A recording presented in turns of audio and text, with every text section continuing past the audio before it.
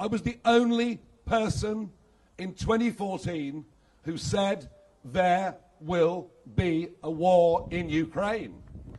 I can't take those words away, and nor would I want to.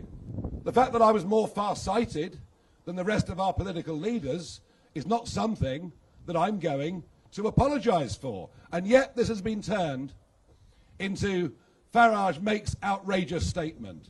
Farage defends Putin. Well, I've done none of those things. I would never, ever defend Putin and think his behaviour in Ukraine and elsewhere has been reprehensible. But if we're going to think towards a peace at some time in the not too distant future, perhaps it might be helpful to understand what went wrong in the first place. Our leaders have no knowledge of history.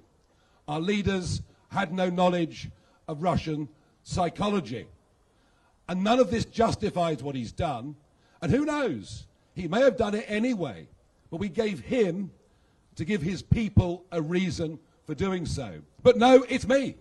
I'm the bad guy, and I'm all over the front page of the Daily Mail for daring to stand by what I said all those years ago. And overnight, their most famous columnist, no doubt their best paid columnist, a man called Boris Johnson, has said that I am morally repugnant for suggesting this might have been a causal factor in this appalling war that has now got perhaps nearly 1 million dead and wounded and shows no sign of changing. Well, let's have a little look at something, guys, shall we? Here is Boris Johnson. Daily Mail, are you watching? Here is Boris Johnson from 2016.